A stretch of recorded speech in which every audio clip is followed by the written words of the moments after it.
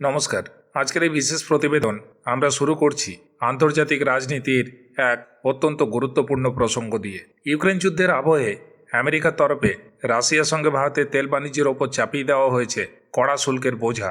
মার্কিন president Donald Trump ঘোষণা করেছেন ভারতীয় পণ্যের ওপর 50% পর্যন্ত জরিমানা সহ শুল্ক বসানো হবে। কারণ নয়াদিল্লি মস্কো থেকে অশোধিত তেল কেনা বন্ধ করেনি, বরং ক্রমশ তা আরও বাড়িয়েছে। কিন্তু তাতে ভারত সরকার বিন্দুমাত্র বিচলিত হয়নি। প্রধানমন্ত্রী নরেন্দ্র মোদীর নেতৃত্বে স্পষ্ট জানানো হয়েছে, লাভজনক হলে রুশ তেল কেনা অব্যাহত থাকবে, কারণ দেশের অর্থনীতির স্বার্থই এখানে সবচেয়ে বড়। পরিসংখ্যান বলছে গত 39 মাসে আমেরিকা ও পশ্চিমী বিশ্বে নিষেধাজ্ঞা উপেক্ষা করে রাশিয়া থেকে অশোধিত তেল কিনে ভারত অন্তত $1260 কোটি, অর্থাৎ প্রায় 12.6 বিলিয়ন ইউএস ডলারের বেশি মুনাফা করেছে।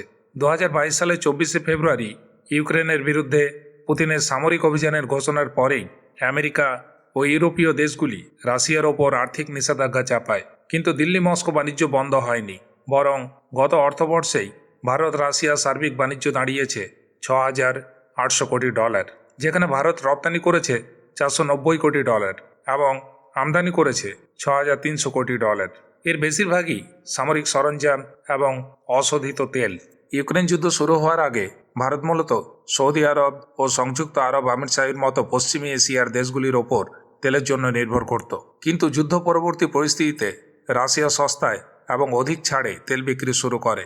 মাত্র কয়েক বছরের মধ্যে ভারতে তেল আমদানি পরিমাণ রাশিয়া থেকে 1% থেকে বেড়ে দাঁড়িয়েছে 35%। এতে দেশের আর্থিক সাশ্রয় হয়েছে বিপুল। কূটনীতিক ও বণিক মহলের মতে অদূর ভবিষ্যতে ভারত রাশিয়া থেকে তেল কেনা বন্ধ করবে এমন সম্ভাবনা একেবারেই নেই। কারণ একদিকে সস্তায় তেল আমদানির ফলে অর্থনীতির সাশ্রয় হচ্ছে, অন্যদিকে রাশিয়ার সঙ্গে পুরনো কূটনৈতিক সম্পর্কও দৃঢ় হচ্ছে।